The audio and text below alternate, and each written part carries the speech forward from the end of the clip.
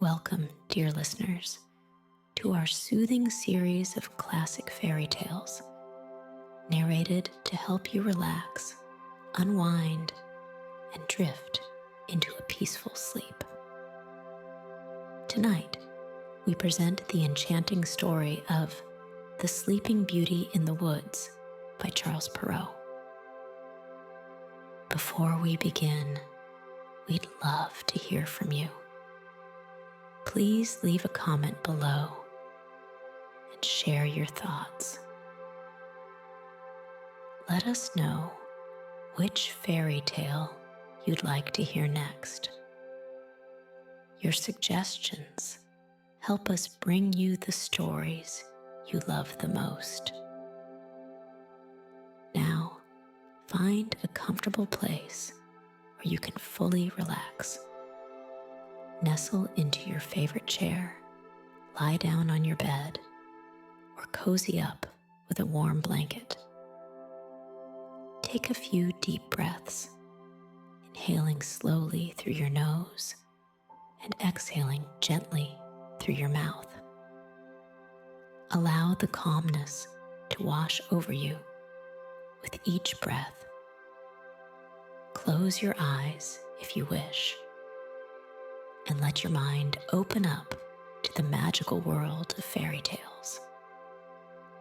As soft ambient music plays in the background, let my voice guide you through the timeless tale of The Sleeping Beauty in the Woods, a story of love, enchantment, and the triumph of goodness. The Sleeping Beauty in the Wood. There were formerly a king and a queen who were so sorry that they had no children, so sorry that it cannot be expressed. They went to all the waters in the world. Vows, pilgrimages, all ways were tried, and all to no purpose. At last, however, the queen proved with child and was brought to bed of a daughter. There was a very fine christening, and the princess had for her godmothers all the fairies they could find in the whole kingdom. They found 7, that every one of them might give her a gift, as was the custom of fairies in those days, and that by this means the princess might have all the perfections imaginable. After the ceremonies of the christening were over, all the company returned to the king's palace, where was prepared a great feast for the fairies. There was placed before every one of them a magnificent cover with a case of massive gold, wherein were a spoon, knife, and fork, all of pure gold set with diamonds and rubies. But as they were all sitting down at table, they saw come into the hall a very old fairy whom they had not invited, because it was above 50 years since she had been out of a certain tower, and she was believed to be either dead or enchanted. The king ordered her a cover, but could not furnish her with a case of gold as the others, because they had 7 only made for the 7 fairies. The old fairy fancied she was slighted and muttered some threat between her teeth. One of the young fairies, who sat by her, overheard how she grumbled, and judging that she might give the little princess some unlucky gift, went, as soon as they rose from the table, and hid herself behind the hangings, that she might speak last and repair, as much as possible she could, the evil which the old fairy might intend. In the mean, while all the fairies began to give their gifts to the princess, the youngest gave her for gift that she should be the most beautiful person in the world. The next, that she should have the wit of an angel. The third, that she should have a wonderful grace in everything she did. The fourth, that she should dance perfectly well. The fifth, that she should sing like a nightingale. And the sixth, that she should play upon all kinds of music to the utmost perfection.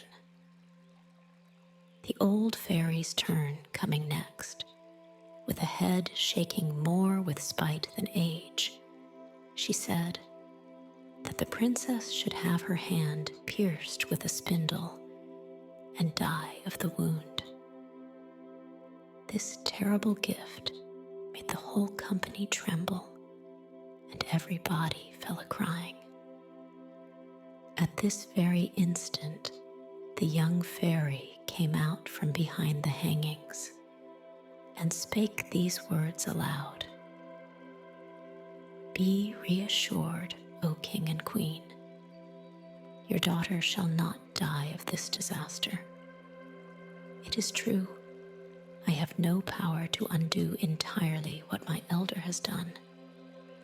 The princess shall indeed pierce her hand with a spindle, but instead of dying, she shall only fall into a profound sleep, which shall last 100 years, at the expiration of which a king's son shall come and awake her. The king, to avoid the misfortune foretold by the old fairy, caused immediately proclamations to be made, whereby every body was forbidden, on pain of death, to spin with a distaff and spindle, or to have so much as any spindle in their houses. About 15 or 16 years after, the king and queen being gone to one of their houses of pleasure, the young princess happened one day to divert herself running up and down the palace. When going up from one apartment to another, she came into a little room on the top of a tower where a good old woman, alone, was spinning with her spindle. This good woman had never heard of the king's proclamation against spindles. What are you doing there, goody? Said the princess. I am spinning, my pretty child, said the old woman, who did not know who she was. Ha, said the princess, this is very pretty. How do you do it? Give it to me, that I may see if I can do so. She had no sooner taken the spindle into her hand than, whether being very hasty at it, somewhat unhandy, or that the decree of the fairy had so ordained it, it ran into her hand, and she fell down in a swoon. The good old woman, not knowing very well what to do in this affair, cried out for help. People came in from every quarter in great numbers. They threw water upon the princess's face, unlaced her, struck her on the palms of her hands, and rubbed her temples with hungry water.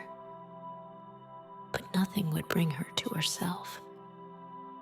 And now the king, who came up at the noise, bethought himself of the prediction of the fairies, and judging very well that this must necessarily come to pass, since the fairies had said it, caused the princess to be carried into the finest apartment in his palace, and to be laid upon a bed all embroidered with gold and silver. one would have taken her for an angel. She was so very beautiful, for her swooning away had not diminished one bit of her complexion. Her cheeks were carnation, and her lips like coral. Indeed, her eyes were shut, but she was heard to breathe softly, which satisfied those about her that she was not dead. The king commanded that they should not disturb her, but let her sleep quietly till her hour of awakening was come. The good fairy, who had saved her life by condemning her to sleep 100 years, was in the kingdom of Matakin, 12,000 leagues off, when this accident befell the princess. But she was instantly informed of it by a little dwarf, who had boots of 7 leagues, that is, boots with which he could tread over 7 leagues of ground at one stride. The fairy came away immediately, and she arrived about an hour after in a fiery chariot drawn by dragons. The king handed her out of the chariot, and she approved everything he had done. But as she had a very great foresight, she thought, when the princess should awake, she might not know what to do with herself, being all alone in this old palace. And this was what she did. She touched with her wand everything in the palace except the king and the queen, governesses, maids of honor, ladies of the bedchamber, gentlemen, officers, stewards, cooks, undercooks, scullions, guards, with their beefeaters, pages, footmen. She likewise touched all the horses which were in the stables, as well as their grooms, the great dogs in the outward court, and pretty little Mopsy too, the princess's little spaniel bitch, which lay by her on the bed. Immediately upon her touching them, they all fell asleep, that they might not awake before their mistress, and that they might be ready to wait upon her when she wanted them. The very spits at the fire, as full as they could hold of partridges and pheasants, did fall asleep, and the fire likewise. All this was done in a moment. Fairies are not long in doing their business. And now the king and the queen, having kissed their dear child without waking her, went out of the palace and put forth a proclamation that nobody should dare to come near it. This, however, was not necessary, for in a quarter of an hour's time there grew up all round about the park such a vast number of trees, great and small, bushes and brambles, twining one within another, that neither man nor beast could pass through, so that nothing could be seen but the very top of the towers of the palace, and that too, not unless it was a good way off. Nobody doubted but the fairy gave herein a sample of her art, that the princess, while she continued sleeping, might have nothing to fear from any curious people. When 100 years were gone and past, the son of the king then reigning, and who was of another family from that of the sleeping princess, being gone a-hunting on that side of the country, asked, "What were those towers which he saw in the middle of a great thick wood?" Every one answered according as they had heard. Some said that it was a ruinous old castle, haunted by spirits. Others, that all the sorcerers and witches of the country kept there their Sabbath, or night's meeting. The common opinion was that an ogre lived there, and that he carried thither all the little children he could catch, that he might eat them up at his leisure, without any bodies being able to follow him, as having himself only the power to pass through the wood. The prince was at a stand, not knowing what to believe, when a very aged countryman spake to him thus: "May it please your royal highness, it is now above 50 years since I heard my father, who had heard my grandfather, say that there then was in this castle a princess, the most beautiful was ever seen, that she must sleep there 100 years, and should be awaked by a king's son, for whom she was reserved." The young prince was all on fire at these words, believing, without a moment's doubt, that he could put an end to this rare adventure, and pushed on by love and honor, resolved that moment to look into it. Scarce had he advanced towards the wood, when all the great trees, the bushes, and brambles gave way of themselves to let him pass through. He walked up to the castle, which he saw at the end of a large avenue which he went into. And what a little surprised him was that he saw none of his people could follow him, because the trees closed again as soon as he had passed through them. However, he did not cease from continuing his way. A young and amorous prince is always valiant. He came into a spacious outward court, where everything he saw might have frozen up the most fearless person with horror. There reigned over all a most frightful silence. The image of death everywhere shewed itself, and there was nothing to be seen but stretched out bodies of men and animals, all seeming to be dead. He, however, very well knew, by the ruby faces and pimpled noses of the beef-eaters, that they were only asleep, and their goblets, wherein still remained some drops of wine, shewed plainly that they fell asleep in their cups. He then crossed a court paved with marble, went up the stairs, and came into the guard chamber, where the guards were standing in their ranks, with their muskets upon their shoulders, and snoring as loud as they could. After that, he went through several rooms full of gentlemen and ladies, all asleep, some standing, others sitting. At last, he came into a chamber, all gilded with gold, where he saw upon a bed, the curtains of which were all open, the finest sight was ever beheld.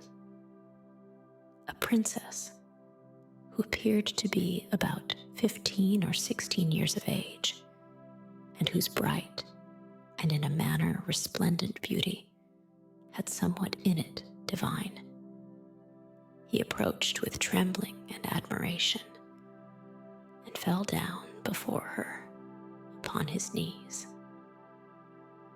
And now, as the enchantment was at an end, the princess awaked, and looking on him with eyes more tender than the first view might seem to admit of, "Is it you, my prince?" said she to him. "You have tarried long." The prince, charmed with these words, and much more with the manner in which they were spoken, knew not how to show his joy and gratitude. He assured her that he loved her better than he did himself.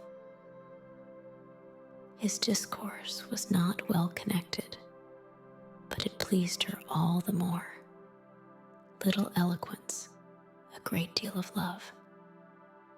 He was more at a loss than she, and we need not wonder at it. She had time to think on what to say to him, for it is very probable, though history mentions nothing of it, that the good fairy, during so long a sleep, had entertained her with pleasant dreams. In short, when they talked 4 hours together, they said not half what they had to say. In the meanwhile, all the palace awaked. Everyone thought upon their particular business, and as all of them were not in love, they were ready to die for hunger. The chief lady of honor, being as sharp-set as other folks, grew very impatient and told the princess aloud that supper was served up. The prince helped the princess to rise. She was entirely dressed and very magnificently, but His Royal Highness took care not to tell her that she was dressed like his great-grandmother and had a point band peeping over a high collar. She looked not a bit the less beautiful and charming for all that. They went into the great hall of looking-glasses, where they supped and were served by the princess's officers.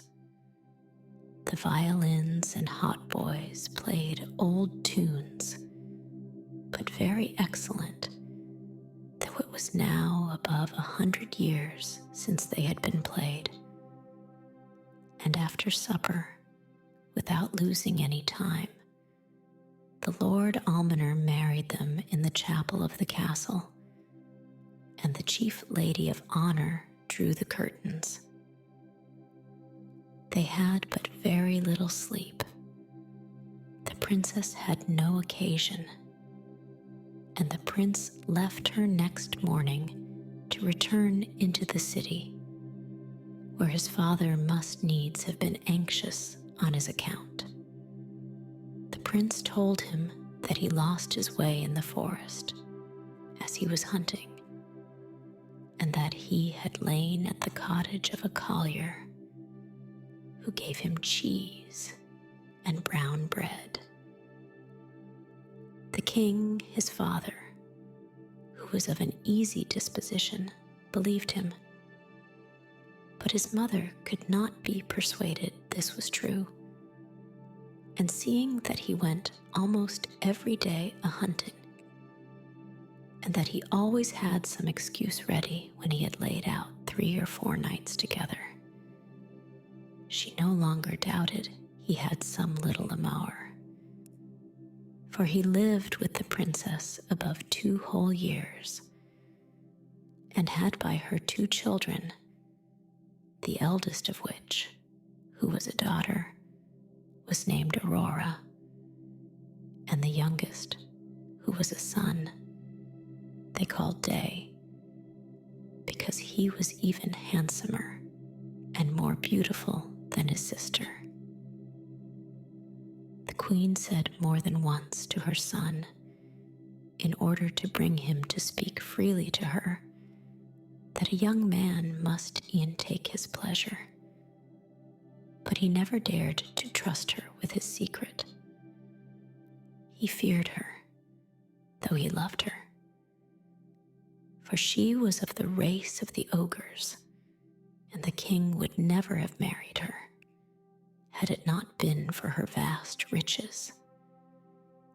It was even whispered about the court that she had ogreish inclinations, and that whenever she saw little children passing by, she had all the difficulty in the world to refrain from falling upon them.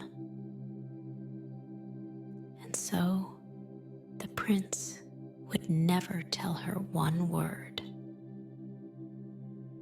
But when the king was dead, which happened about 2 years afterwards, and he saw himself lord and master, he openly declared his marriage, and he went in great ceremony to fetch his queen from the castle. They made a magnificent entry into the capital city, she riding between her 2 children. Some time after, the king went to make war with the Emperor Cantalabute, his neighbor. He left the government of the kingdom to the queen, his mother, and earnestly recommended to her care his wife and children. He was like to be at war all the summer, and as soon as he departed, the queen mother sent her daughter-in-law and her children to a country house among the woods, that she might, with the more ease, gratify her horrible longing. Some few days afterwards, she went thither herself and said to her clerk of the kitchen, "I have a mind to eat little Aurora for my dinner tomorrow." "Ah, madam," cried the clerk of the kitchen.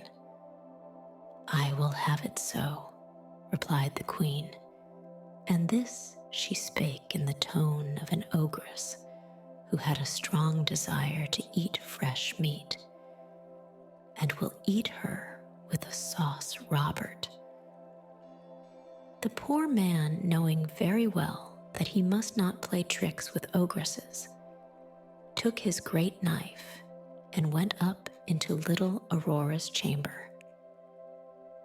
She was then 4 years old, and came up to him jumping and laughing, to take him about the neck and ask him for some sugar candy.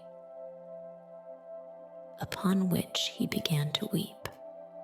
The great knife fell out of his hand, and he went into the backyard and killed a little lamb, and dressed it with such good sauce that his mistress assured him she had never eaten anything so good in her life. He had at the same time taken up little Aurora and carried her to his wife to conceal her in the lodging he had at the end of the courtyard.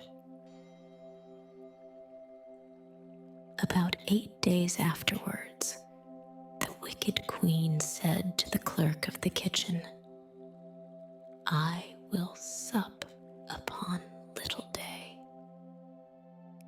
He answered not a word, being resolved to cheat her, as he had done before.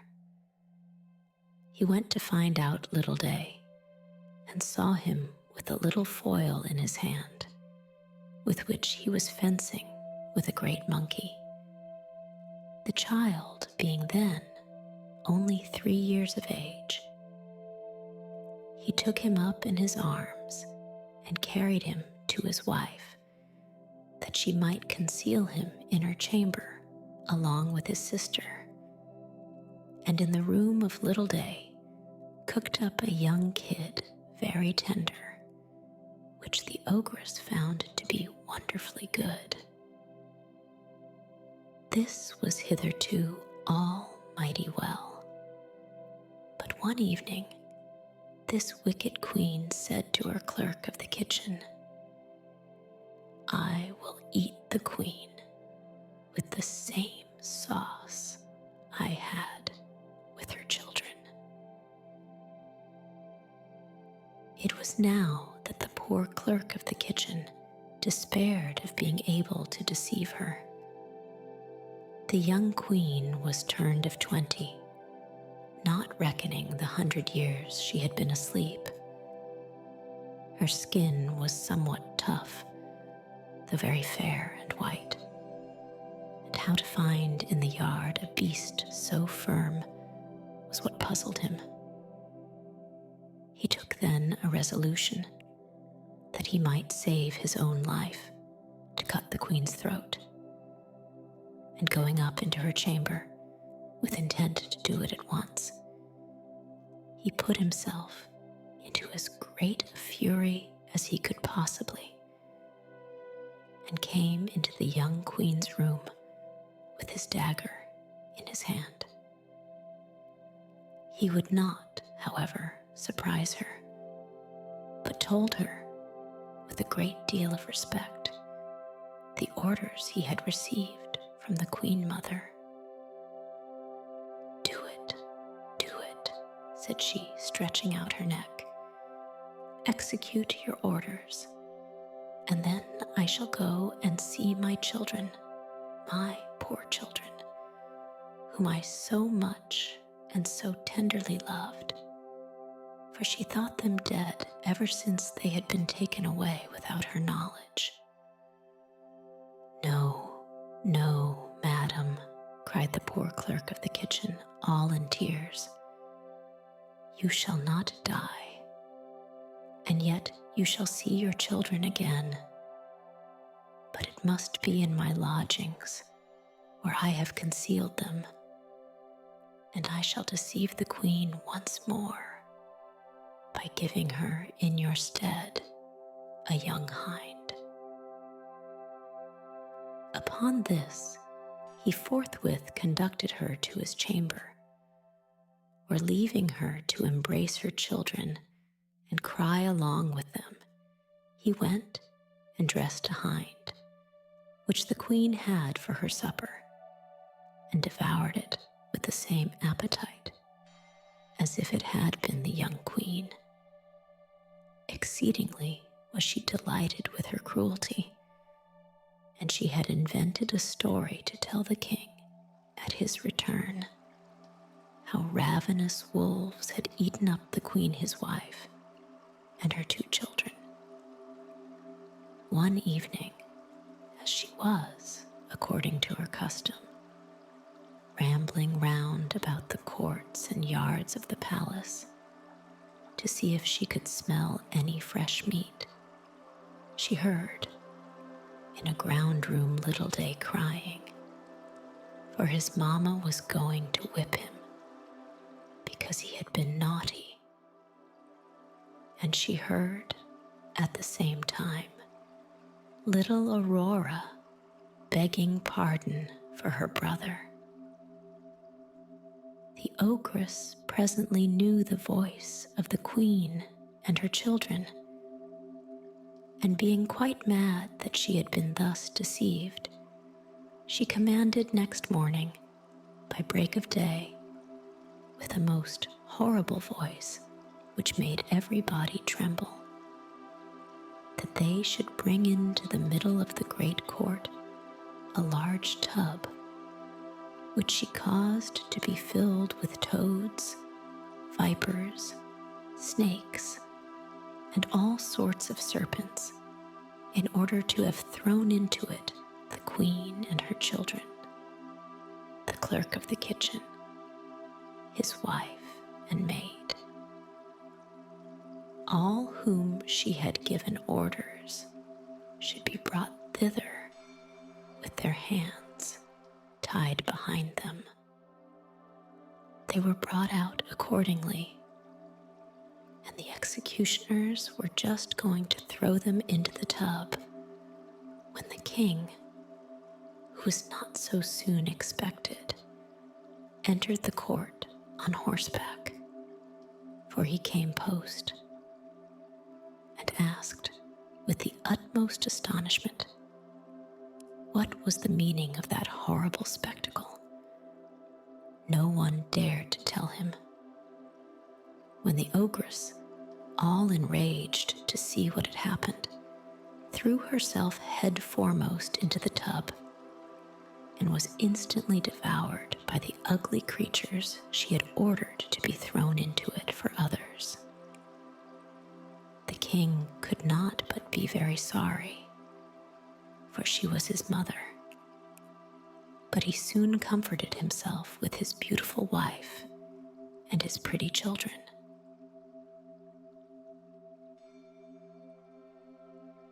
Thank you for joining us for the charming tale of the Sleeping Beauty in the Woods.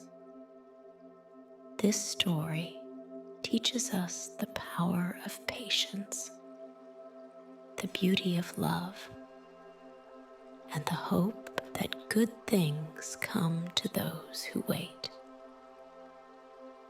We hope you enjoyed this story and found comfort in its message.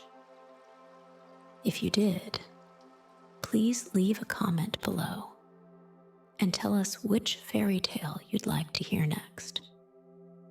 Your input helps us create the perfect bedtime stories for you. As you drift off to sleep, carry with you the warmth of this tale. Remember, love and patience can overcome even the longest of slumbers. May this thought bring you peace and inspire a wonderful day ahead. Sweet dreams, and thank you for being part of our fairy tale journey. Until next time.